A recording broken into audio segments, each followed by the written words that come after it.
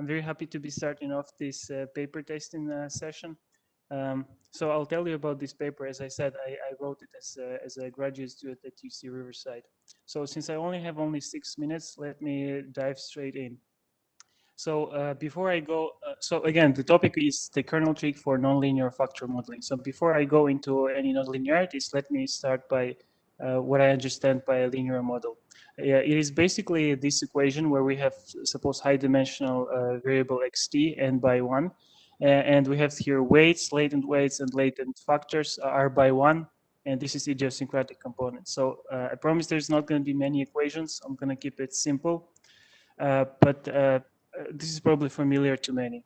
So here the idea is that the only r variables, this r is smaller than n, drive most of the variation in x. So this is classical factor model.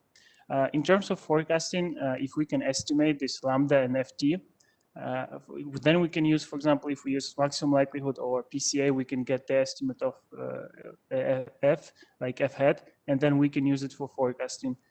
This became known as diffusion index methodology. And for example, you can do AR type of diffusion index. So this is pretty well known. But then it has been observed. So this kind of quotes motivated me partially. So for example, in this Sokor-Watson paper, they said further forecast improvements will need to come from models with nonlinearities and or time variation. And there has been some research on time variation, of course, also on nonlinearities. Or this one from the not so old Joey paper by Cheng and Hangson, nonlinear factor augmented regression should be considered. We also know from the recent literature, and I think this is the author that you mentioned. So anyway, so from the recent literature, we also know that nonlinear models often dominate their linear counterparts. So this is kind of one piece of motivation also. So this paper is really pushed towards getting nonlinear models, especially as it relates to factor models. And the key here is the kernel method. And the kernel here, not to be confused with kernel regression, like Nadara, Watson type of local linear regression. This is slightly a different thing. So this is like a kernel trick from machine learning, especially the SVM part of that. Okay, so I'm definitely not going to be able to explain this in detail, but in a very, very nutshell, the idea of the kernel trick is that you can essentially apply this very high dimensional rich nonlinearity, okay, that would map the original n-dimensional x into higher dimensionality m, so make it bigger and make it more complex, kind of making things worse at first sight.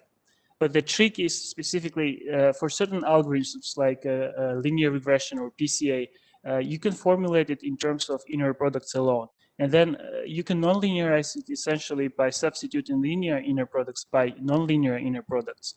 And again, the trick is these nonlinear inner products can be computed by using this so-called kernel function. So one example of kernel function is, for example, this RBF. So eventually it amounts to this kind of more complex nonlinear factor model where this phi can be very flexible and high dimensional. So the main kind of product of the paper is the estimator for this f. So I'm not showing the estimator, it is in the paper, but I'll tell you a few interesting things about it. So for example, the proposition 1 in the paper says that this kernel factor estimator and the factors introduced in this influential paper, if you were to nonlinearize them, would have identical column spaces. So in terms of forecasting, they would produce the same forecast.